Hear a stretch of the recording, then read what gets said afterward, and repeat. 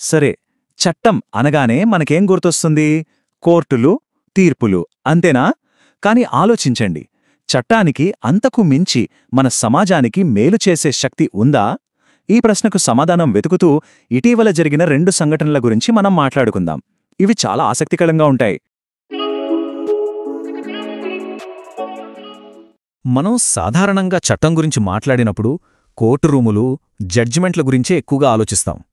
కాని దాని అసలు ఉద్దేశ్యం అదేనా? మన సొసైటీలో దాని పాత్ర అంతవరకేనా? ఈరోజు మనం చూడబోయే 2 కథలు ఈ ఆలోచనను పూర్తిగా మార్చేస్తాయి. మొదటగా న్యాయ వ్యవస్థలోనే మానవతా కోణం చూద్దాం. ఇది కేవలం చట్టాల గురించి కాదు, ఆ చట్టాలను నిలబెట్టేవాళ్ల సేఫ్టీ గురించి. ఇది చాలా ముఖ్యమైన విషయము. ఇప్పుడు సమస్య ఏంటంటే, దేశవ్యాప్తంగా డ్యూటీలో ఉన్న లాయర్ల మీద దాడులు ఎక్కువైపోతున్నాయి. ఇది చాలా సీరియస్ విషయం, ఎందుకంటే ఇది న్యాయ వ్యవస్థ పునాదుల్నే కదిలిస్తుంది. మరి దీనికి రెస్పాన్స్ ఏంటి? చూడండి, మహారాష్ట్ర, గోవా బార్ అసోసియేషన్స్ ఒక డిఫరెంట్ మార్గాన్ని ఎంచుకున్నాయి. అదే ఒక సైలెంట్ ప్రొటెస్ట్. సింపుల్గా వాళ్ల చేతులకు ఎర్ర రిబ్బన్లు కట్టుకుని కోర్టుకు వెళ్తున్నారు. వాళ్ల డిమాండ్ ఒక్కటే: ప్రభుత్వం చర్య తీసుకోవాలి, మాకు రక్షణ కల్పించాలి అని. మాటలు లేకుండానే చాలా పవర్ఫుల్ మెసేజ్ ఇస్తున్నారు కదూ. ఈ నిరసన చేస్తున్న సంఘాలు చెప్పిన మాట ఇది. ఇది కేవలం ఒక స్లోగన్ కాదు, ఒక సీరియస్ వార్నింగ్. ఆలోచించండి, న్యాయాన్ని అందించేవాళ్లకే రక్షణ లేకపోతే ఇక మామూలు మనుషులకు న్యాయం ఎలా దొరుకుతుంది? అంటే ఈ నిరసన కేవలం లాయర్ల సేఫ్టీ గురించే కాదు, ఇది మన న్యాయ వ్యవస్థ సమగ్రతకు, మన డెమోక్రసీ ఆరోగ్యానికి సంబంధించింది అన్నమాట. ఎందుకంటే లాయర్ల రక్షణే చట్టబద్ధమైన పాలనకు పునాది.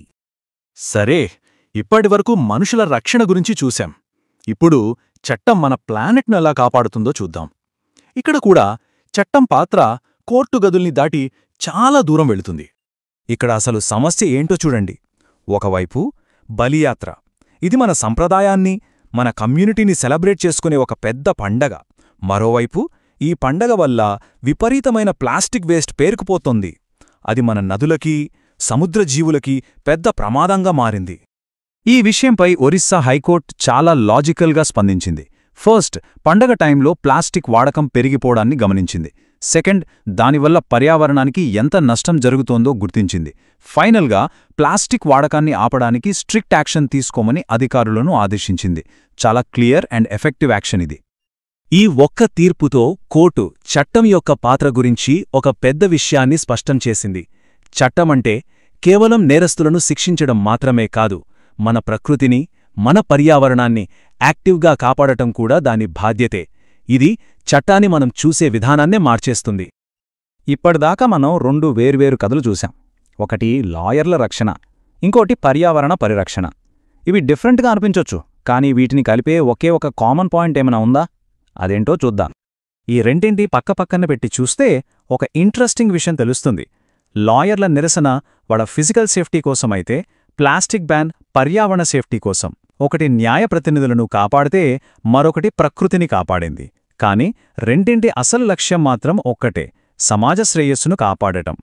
చివరికి మనం అర్థం చేసుకోవాల్సింది ఇదే: న్యాయమనేది కేవలం కోర్టు గదిలో ఇచ్చే తీర్పు కాదు, అది మన సమాజాన్ని కాపాడడానికి, దాన్ని ఇంకా మెరుగ్గా మార్చడానికి తీసుకునే ప్రతి నిర్ణయంలోనూ ఉంటుంది.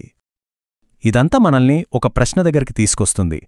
మనం గమనించని, మనకు తెలియని ఇంకెన్ని మార్గాల్లో చట్టం మన జీవితాలను, మన ప్రపంచాన్ని ప్రతిరోజూ తీర్చిదిద్దుతూ ఉంటుంది. దీని గురించి ఆలోచించండి.